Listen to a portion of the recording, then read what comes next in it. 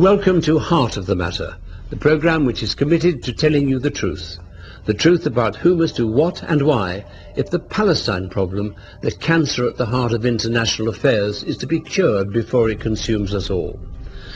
This programme's mission is to set a new agenda for informed and honest debate. This means that I'll be addressing questions which the mainstream media and almost all politicians are too frightened to ask. My guests for this series of conversations are men and women of all faiths and none.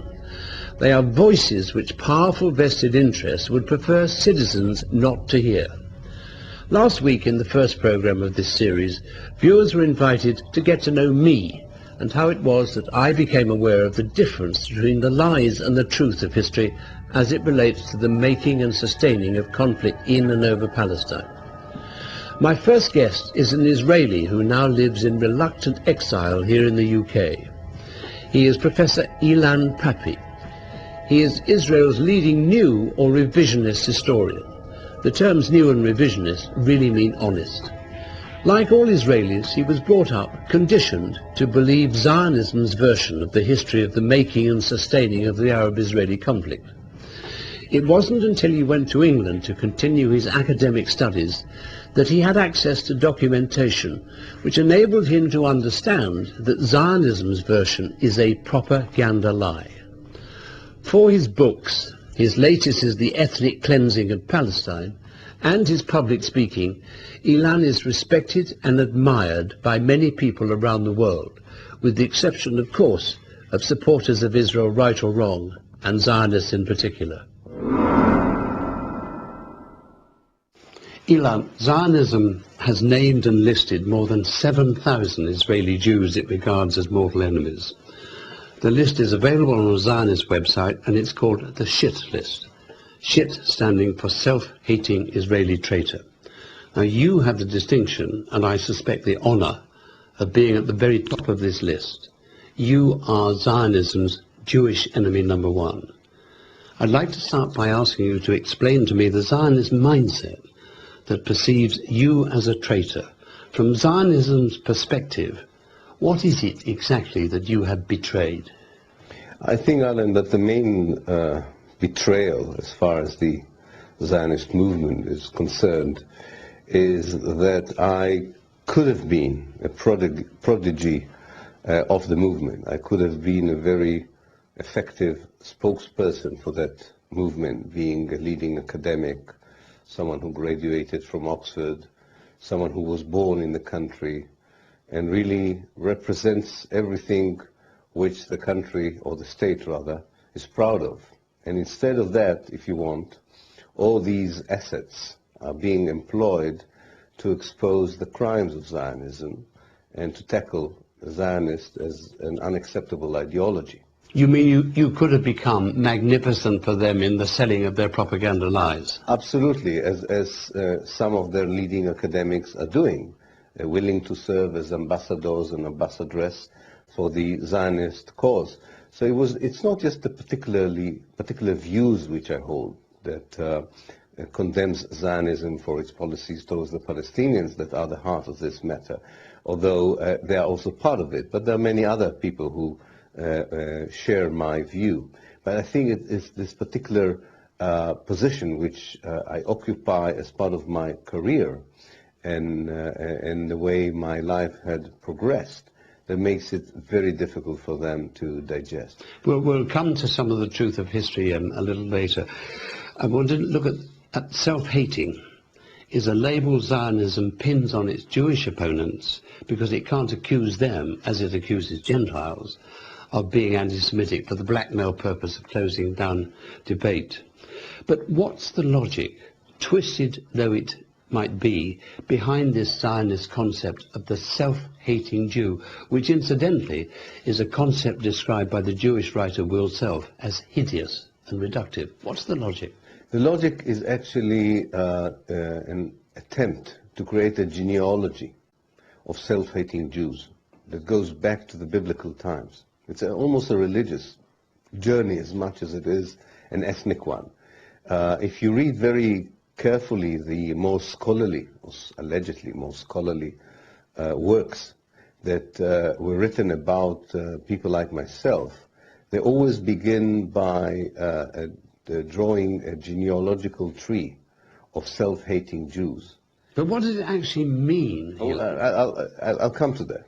It means that it's almost part of the Jewish existence and psyche is to have, if you want, insane Jews, unwell Jews, people who there couldn't be any logical or moral explanation for the position they had taken apart from something which is wrong with them mentally.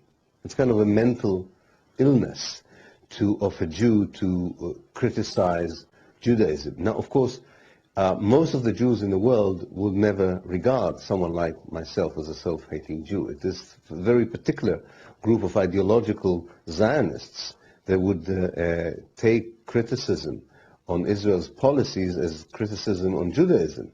One should not, and I'm sure we'll talk about it a bit later, one should not at all forget the distinction between the two. But this is the idea, that it's very much the other side of the anti-Semitic accusation. If you deal with Zionism, you deal with Judaism. And if you deal with Judaism and you don't endorse it, you're an anti-Semite. Well, let's come straight to that point. In the first program of this series, I explained the difference between Judaism and Zionism. And I said knowledge of this difference is the key to understanding. Not the second key, not the first key, the key. How would you characterize the difference between Judaism and Zionism and its significance? I think in a nutshell, Zionism is a version, an interpretation of Judaism that, at least to my mind, and to the minds of quite a few Jews now around the world, abuses the basic values and heritage of Judaism. It's an attempt to take a religion, a culture, a civilization, in a way, and condense it into an ethnic identity in a colonialist context. All right, could we be even more specific and say that Judaism is the religion of Jews, not all Jews, because not all Jews are religious, and like Islam, like Christianity, it has at its core a set of moral values and ethical principles. Absolutely. Whereas Zionism is a sectarian colonial enterprise which founded a state on terrorism and ethnic cleansing, which we'll talk about in due course, and makes a complete mockery of the principles of Judaism. Yes, I don't know about mockery, but definitely it stands for ethnic values of supremacy, of exclusivity, which are not part of the international, of the more humanist Jewish heritage. It's actually more than mockery. It's manipulating humanist international values in order that it could be used for pursuing ethnic policies on the ground in Palestine. And could we say that the real significance is in two things? When you know, I'm talking about the Gentile world now essentially, among whom most Jews live, when you know the difference between the two, you understand, A, why you can be critical of the Zionist state of Israel without being anti-Semitic, and perhaps even more important, you understand why it is wrong to blame all Jews everywhere for the crimes of the minority. That's what I see as a significance. Does that make sense to you? Especially if you treat the word minority as a state organ. Even, I would go even further. I would say that the state policies do not implicate every Jew who lives in Israel. Right. In fact, the majority of the Jews in Israel are not implicated by these policies. And it's an ideology it's a state ideology. It's a certain political and military elite that carries out these policies. It is endorsed by sections of the society, and that's where their blame lies. Democracy. Exactly. But I do think it's very important to understand it's a very narrow part of Judaism, Zionism. It has much more to do, to my mind, with German national romanticism and colonialist heritages than with the Jewish world. Let's come to you personally for a moment. In August last year, you decided it was time for you and your family to leave Israel, and you came here to live. Now, I know the authorities and their agencies in Israel were making your academic work at Haifa University impossible, and your life in general impossible. But was it also the case that you really had to take seriously threats to kill you? Yes, this is also part of the atmosphere. It was not so much the threats against me that I was terrified about. It's the threats against my children, my two boys, which really were the final nail in the coffin, if you want. You mean there were threats against Yeah, oh, very specific, and therefore I thought that this is something which I can endanger myself, but I have no right to endanger my kids for something I'm doing. When they're 18, they can decide for themselves whether they want to pursue this line in life or not, but definitely this was part of it.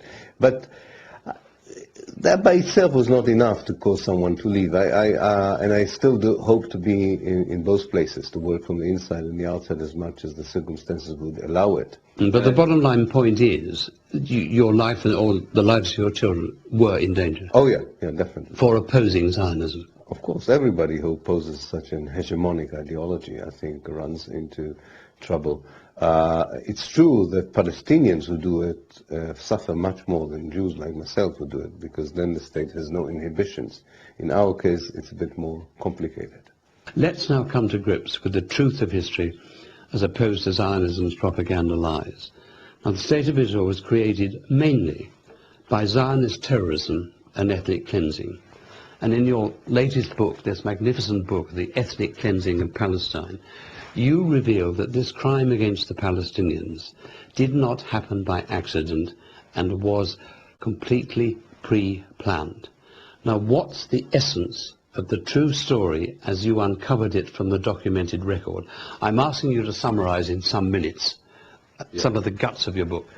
But from the 1930s onwards, under the guidance of the person who would become the first Prime Minister of Israel, David Ben-Gurion, a group of Zionist leaders began to systematically plan the ethnic cleansing of the Palestinians.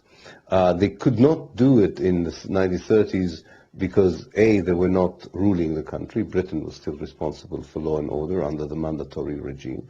And secondly, they did not possess the military means to carry out such an operation. All these changed after the Second World War, because after the Second World War, first of all, Britain decided had enough of Palestine. It was very clear that there's going to be a vacuum that could be utilized by the Zionist movement. And secondly, under the impression of the genocide of the Jews in Europe, it was easier to recruit money and weapons for the Jewish community in Palestine, supposedly against a second Holocaust, this time to be carried out by the Arab world and so on, which of course was not complete fabrication of the Arab governments or the Palestinian leadership's plans. But this was very effective. And in a matter of 3 years, they created, they being the Zionist leadership, created a very effective military organization, while, one should say, at the same time, the Palestinians were naively waiting for the British to hand them over Palestine as they handed over Iraq to the Iraqis and Egypt to the Egyptians. And these 3 years were very well and effectively used by the Zionist leadership until the British did leave eventually in February, or decided to leave in February 1947. And even before they actually left, which is May 1948, the Zionist forces started to ethnically cleanse Palestine from February 1947 onwards. And in earnest, the ethnic cleansing started a year later, in February 1948, but there were experiments a year before to see whether it worked. What are some of the worst or even any examples of actual ethnic cleansing in practice? Well, I think there are two chapters which stand out particularly as worse than others, although all of them are not very sympathetic. One is in April 1948, that is a month before the British leave, and actually a month, it's important to understand, a month before the Arab armies enter Palestine. So this whole myth that some more critical Israeli historians put forward that there were expulsions, but they were a response to an Arab military invasion are not true, because the worst kind of ethnic cleansing took place a month before the Arab armies. That was the first 300,000. Exactly. The Arab armies actually went in order to try and stop it. So in April, there was something which I call in my book the herbicide of Palestine, the destruction of the urban centers. In Haifa and Jaffa, in both cases, 10,000s of people in one day were pushed to the harbor, were shot in order to trigger their escape. And mountain boats which could hardly contain them.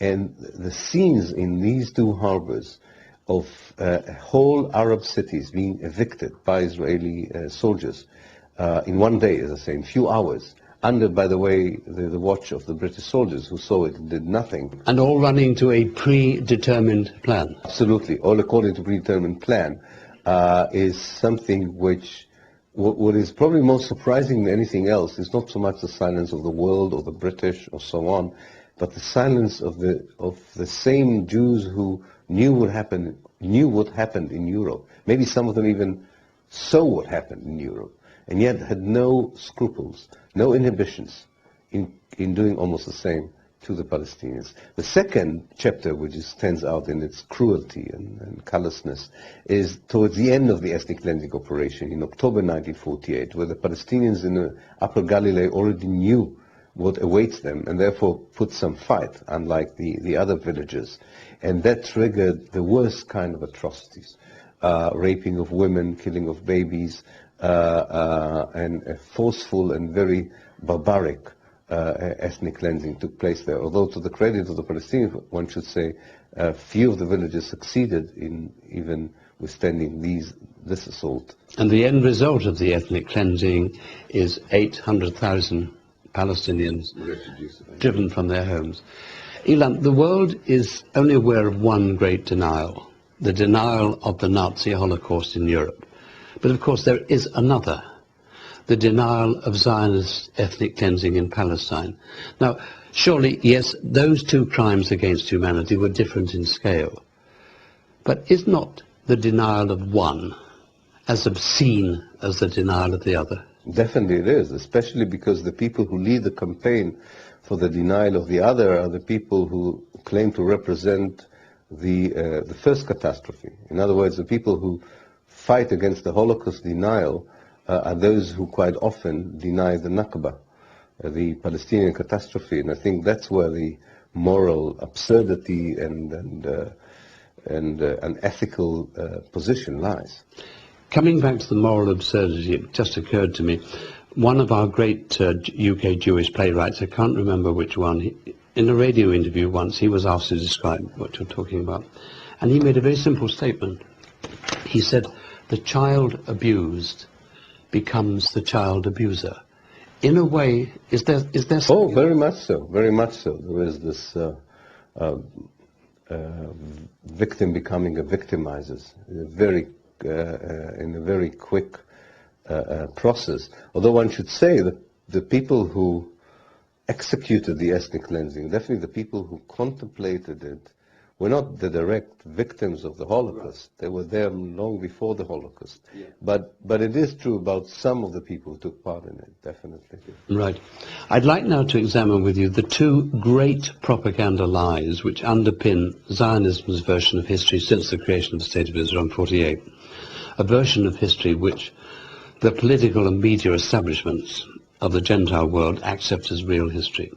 One is that Israel has lived in constant danger of annihilation, the driving into the sea of its Jews. The other is that Israel did not have a Palestinian or other Arab partners for peace. Do either of these assertions contain elements of truth, or are they complete propaganda nonsense? Well, the first one is not complete propaganda nonsense, although, as my colleague Avi Shleim has shown in his excellent book, The Iron Wall, in fact, in most junctures in history when the Arab world offered a chance for peace, it was Israel that rejected it and not vice versa. Yes, there's no question about that. It was always an Israeli rejection. Absolutely. But on the other hand, it is true that, of course, the kind of policies Zionism pursued, and later on the State of Israel, did not make it a friend of the Arab world. And it's not surprising that there was a high level of hostility towards the Jewish state in the Arab world, and therefore, objectively, one could say that there was such a danger, that there was definitely a willingness to defend the Palestinians. But the possibility of driving the Jews it was never real. No, I don't think it was. In 1948-49, the Arabs, as I understand it, invaded only to try to secure the land. Absolutely. No question of wiping out Jews. The balance of power was always such that the Jewish state was never in any danger of annihilation.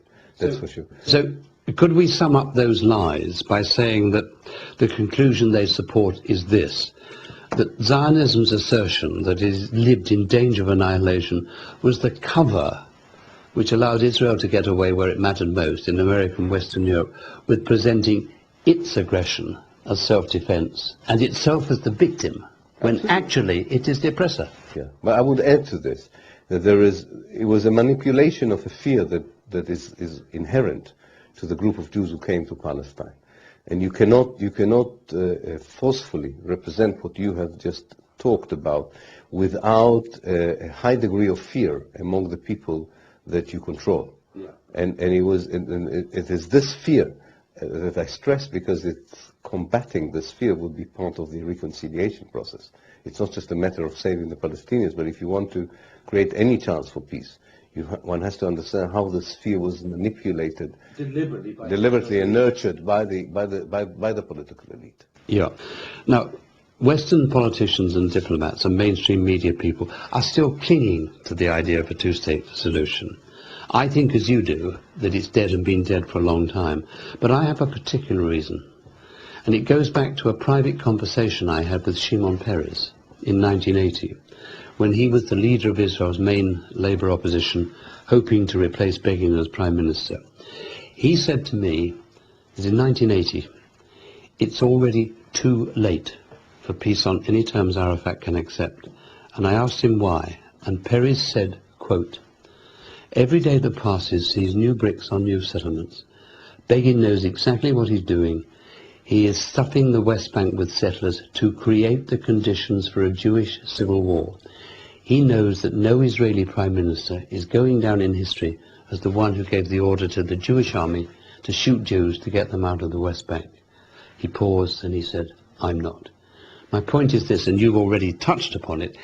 If it was too late in 1980, when there were only 70,000 settlers, how much more too late is it today when there are 500,000 settlers, that number rising on a daily basis, and Palestinian land being taken on a daily basis? Well, I think this is part of a plan that actually Peres today, as the president of Israel, endorses. Maybe he didn't endorse it at the time, but now he totally endorses it. This is the idea that it's even more complicated. What the Israeli consensus or consensual position tries to create on the ground is two things: to annex directly to Israel large chunks of the West Bank, and at the same time declaring to the world at large that they don't mind if what is left is being declared as a Palestinian state. In fact, what happened now, which couldn't have happened in 1979, that the same Israeli policy can be seen as part of a so-called peace process, or even a peaceful solution of the two-state model. Ilan, there are Israeli commentators who say that for real peace, many of the settlers in the occupied West Bank would be prepared to move out in return for generous financial compensation. I think that up to half of them probably would, but that would still leave about 250,000 whom I think would fight a civil war. And that's why I think, A, that no Israeli Prime Minister is ever going to take on the settlers, and it's why I think, B, that no American president is ever going to ask an Israeli Prime Minister to take on the settlers. What do you think? I think it's even more than that. I think it was true, again, I think what you describe is very true about the 1980s. It's a very fair description. I think today it's a different picture. Today it's not a matter of an Israeli government unwilling to evict settlers from the major settlement blocks because of a fear of a civil war. It's because the basic Israeli position is that this land belongs to them. They're actually those who regard themselves as part of the Labour Party or a part of the peace camp would say, we are making concessions to the Palestinians. We are giving them something which belongs to us. I hate this word, concessions. How can you steal somebody's land and be talked about as... The BBC even uses this word. It's always concessions. But one has to understand, this is the mentality. Ilan, just take a historical perspective. Is there not a case for saying that the real villains in the story since 1967 are actually the governments of the major Western powers, the one in Washington, D.C. especially, for allowing Israel to defy international law by settling occupied territory? Yes, I totally agree. I think that it was probably difficult in '67 to demand a deconstruction of the 1948 situation. It was much more difficult, Yep. I agree. But definitely after '67, when the Israeli occupation was formed, and it was so easy to see what they were doing on the ground, and that they were violated very clear international law regulations and United Nations resolution, I agree that they were the main culprits, because the reality of the occupation was created with a very close watch by the Western powers, who knew what was going on and allowed it for their own reasons. So what you're saying is, in the aftermath of the '67 war, had the major powers, led by America, simply read the Riot Act to Israel and said, we've got to sort out the peace, but we are not going to allow you to build settlements. There's a complete violation of international law. At least they could have not solved the Palestine problem as it is, but they could have eased the life of the people who fell under Israeli occupation in 1967. Could we also say they could have stopped the Palestine problem from becoming unmanageable, perhaps? Maybe yes, definitely. Ilan, how would you characterize Israeli policy today? I mean the policy it is implementing as opposed to its public policy statements. I think the Israeli policies are aimed at completing what Israelis would call the Zionist project, which is securing a final map of the State of Israel with a clear ethnic reality in it. Starting from the north, I don't think they have yet settled on the northern border with Lebanon.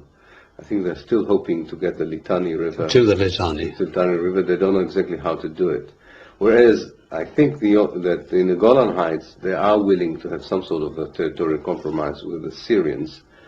In the West Bank, we already talked about it, but repeated, it's very important. They want to ethnically cleanse half of the West Bank in order not to change the balance of the demographic balance inside what they would call the Jewish state. But even that is not the end of the story, I think, because there are too many Palestinians in Israel. My view, it picks up from where you left off, is that Zionism's own end-game strategy now leaves nothing to the imagination. Israel's leaders believe that by means of brute force and reducing them to abject poverty, they can break the will of the Palestinians to continue the struggle for their right. The assumption being that at a point, out of total despair, the Palestinians will be prepared to say, okay, we'll accept crumbs from Zionism's table. The question that's almost too awful to think about is this: what will the Zionists do? Bearing in mind what you said in your previous answer, what will the Zionists do when it becomes apparent even to them that they can't destroy Palestinian nationalism, bombs and bullets and brutal repressive measures?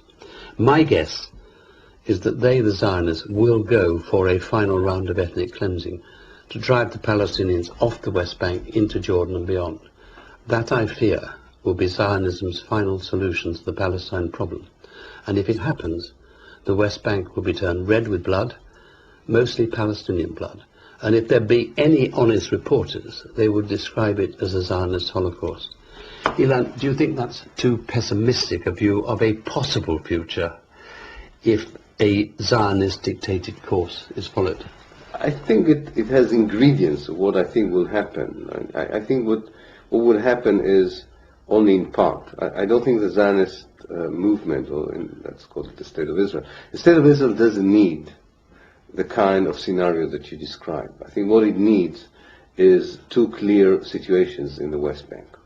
One is a part that is totally annexed to them, and there may be through bloodshed or maybe without bloodshed. The Palestinians are quite weakened now.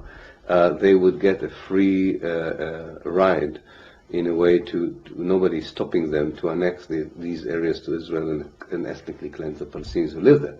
But I don't think they would, at least the majority of them in the leadership, would mind seeing a Palestinian enclave surrounded by huge high wall and electric fences, very much as in the Gaza Strip, existing, especially if they could convince the Palestinian leadership to keep it as a state that doesn't disturb them. However, if this would be impossible, maybe what you described could be the second phase. It was Moshe Dayan, Israel's one-eyed warlord, who said, "It's them or us." Could it not be said that those three little words, them or us, tell us everything, and particular that the hardest core Zionists do not have a category of thought that enables them to seriously consider making an accommodation with the Palestinians? I mean an accommodation acceptable to the Palestinians. Yeah, I think this is the state ideology, what you described. It's a state ideology. Jews will not be able to survive in Palestine, will not be able to have a quality of life and survival if the Palestinians are there. I think the reality on the ground in places like the Galilee and Jerusalem, so it's a bit more complicated. And part of the thing that may defeat that ideology is not only the Palestinian resistance movement, but also the fact that on a daily basis that doesn't always work, although the government puts a lot of effort in creating segregation that would prove that point, very much like in white South Africa. I think what I'm really asking you is, do you think Zionism has ever seriously been interested in peace for the Palestinians? Oh, no, I don't think. Zionism as a state ideology, as a political movement, was interested only in one thing, in creating a clean, clear Jewish space within the Arab world, which has no Arabs or Palestinians in it, and is connected to the West and has very little to do with the Arab world. That was the main strategy, it still is the main strategy of the State of Israel. All of human history tells us that you make peace in order to have security. It's not the other way round. So why is it that Israel's leaders have always insisted and continue to insist in putting the security cart before the peace horse? Well, I think the main reason is that by that you totally disarm the other side, and then you can dictate to them whatever you want. A weakened Palestinian leadership that has no military base is a peon in the great game, and Israel can dictate to it what it wants. It was always surprised when, even under these circumstances, Palestinian leaders so far were unwilling in the right moment of truth to surrender to this dictate. And the second reason is the basis of Israel as an ethnic state is the ability not just to deter the Palestinians, but deter the Arab world at large. They need military superiority over the Middle East as a whole, in their view. I don't think it's true that they need it, but that's what they perceive as the basis for their survival. And therefore you have to totally disarm anyone who wants to be part of an American-led peace operation. But it's really a ploy to pretend that you're interested in peace while actually absolutely. You frustrate the process and you go on creating facts. Absolutely, absolutely. Why are most Jews in the world today silent on the matter of the crimes of the Zionist state? Is it simply that most Jews don't know that Israel has committed crimes? Or is it that they don't want to know? And if they don't want to know, why? I think it's a combination of the two, and maybe even the third factor. First of all, there was a silent Jewish support ever since the creation of the State of Israel to the state's policies.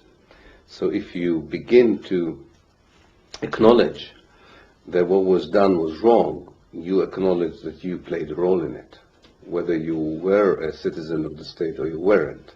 And I think that deters people from going to such a journey. Second thing is, any Jew who tried in the past to voice clear criticism on the State of Israel was immediately branded as a self-hating Jew.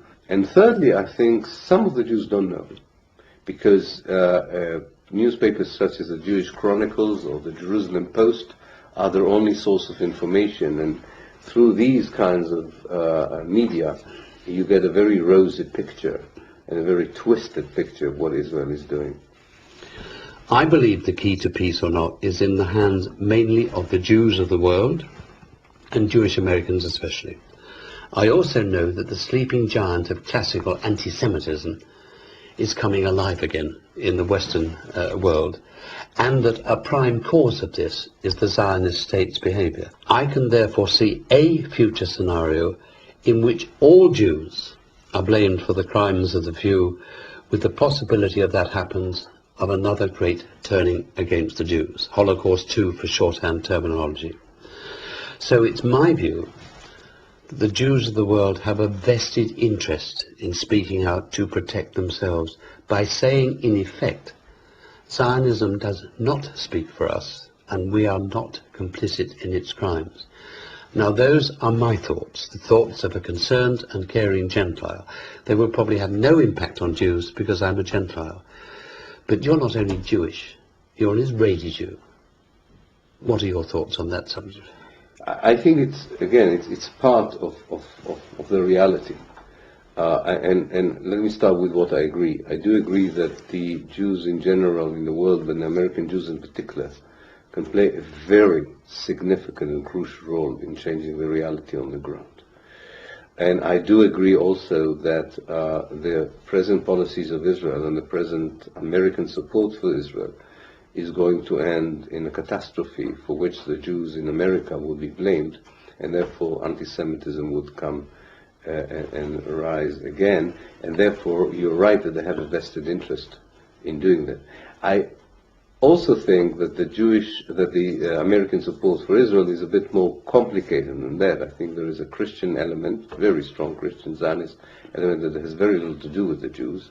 It has to do with the history of American Christian fundamentalism. The Christian Zionists. The Christian Zionists, the Christian fundamentalism, and therefore the task is more formidable in the United States than just that. But I do agree that there is a great, I don't know about the second Holocaust or not, but I do agree that if things go wrong, and things will go wrong for America if these policies continue, the scapegoat would be the Jewish community in America, rightly or wrongly. And I would be very worried as an American Jew, if not on a moral basis, and I think they should on a moral basis oppose the state of Israel, at least from their own survival point of view, they should be much more critical about what Israel is doing to the Palestinians and in the Arab world.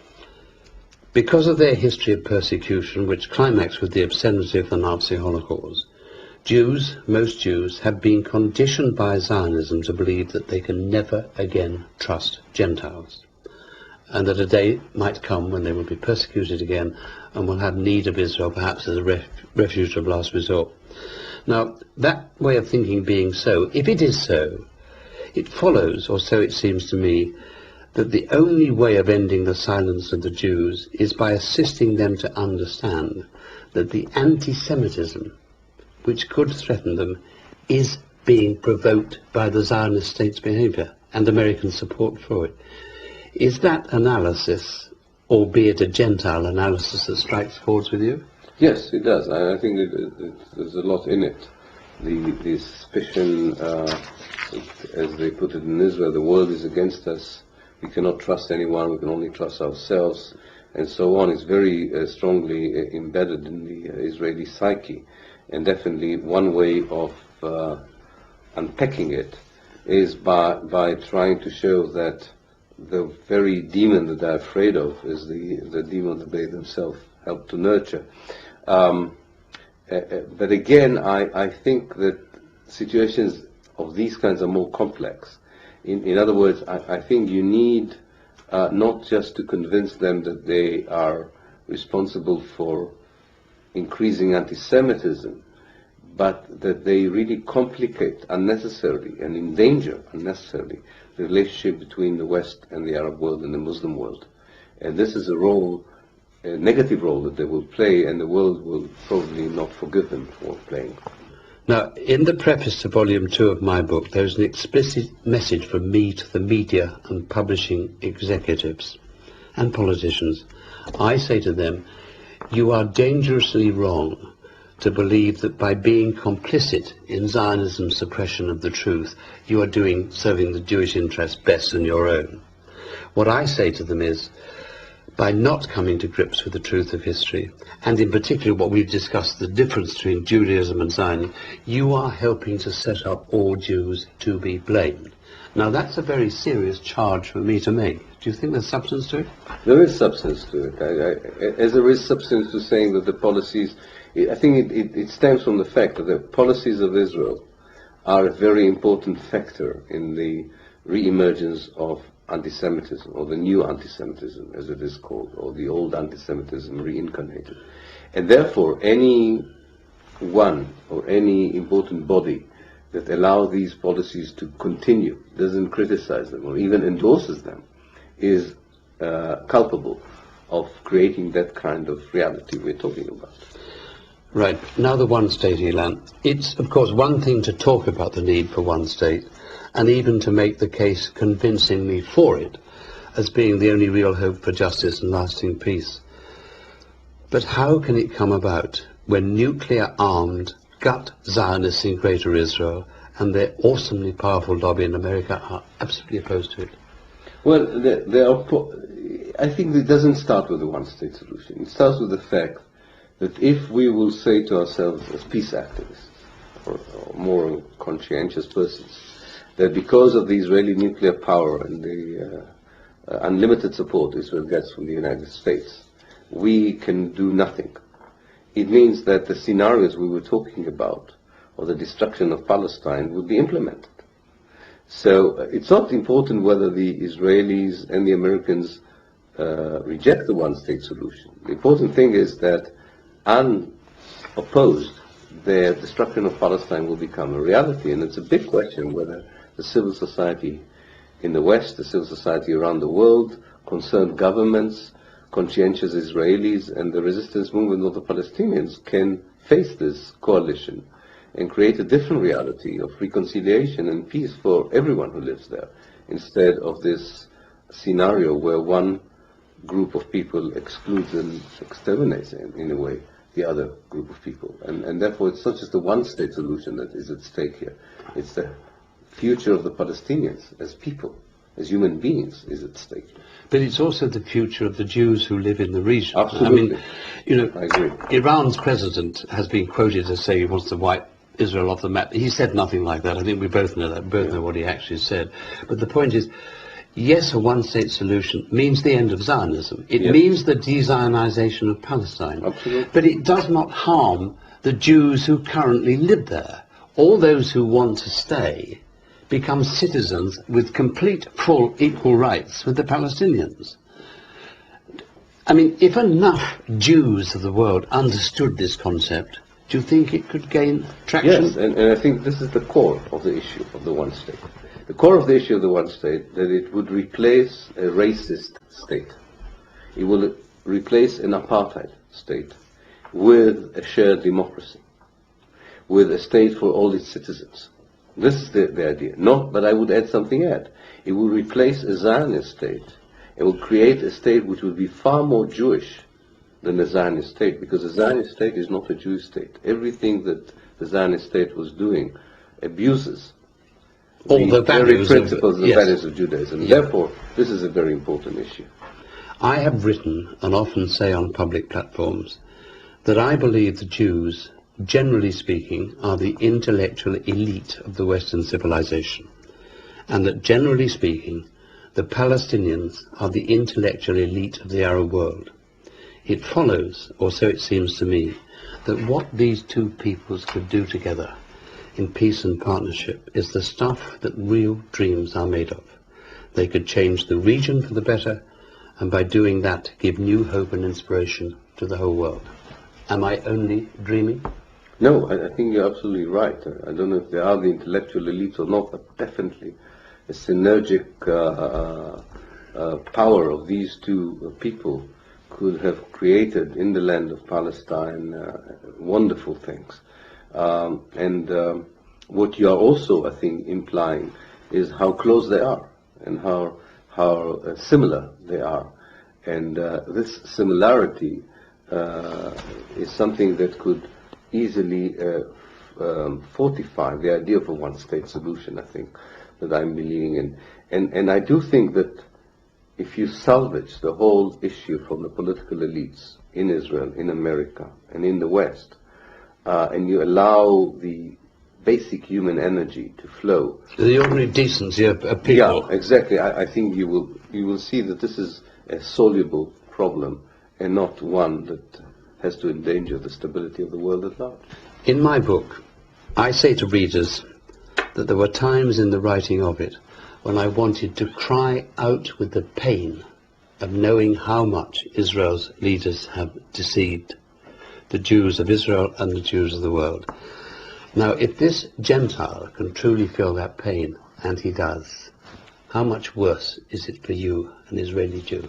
It's worse because I was deceived from the very moment I was part of the educational system. It's the deceivers here are not just the politicians. I never believed in politicians anyway from the age of 12. But I think what's really important is that your moral supervisors, your teachers, your family, your parents, anyone who was a moral role model was actually selling a fabricated version of the reality and was lying to you. That's very painful, and struggling against it is definitely not an easy process. To my knowledge, no Jew, Israeli or other, has ever spoken publicly in such a profound way as Ilan Pappe did in that conversation. He said that Israel's policies are a very important factor in the re-emergence of anti-Semitism, and that anyone or any important body that allows these policies to continue, or doesn't criticize them, or endorses them, is culpable of activating the rise of anti-Semitism. He said the Jews of the world, and America in particular, can play a very significant and crucial role in changing the reality on the ground, and that they must speak out about the crimes of the Zionist state in order to protect themselves. The present policies of Israel and American support for them are going to end in catastrophe, for which the Jews of America will be blamed and anti-Semitism will rise again. On the same subject, he also said, if things go wrong, and they will go wrong for America if present policies continue, the scapegoat will be the Jewish community in America, rightly or wrongly. He believed, he added, that American Jews should oppose Israel's policies on moral grounds, but that from their own survival point of view, they should be much more critical about what Israel is doing to the Palestinians. That's all for this week. From this Hart to yours, good night.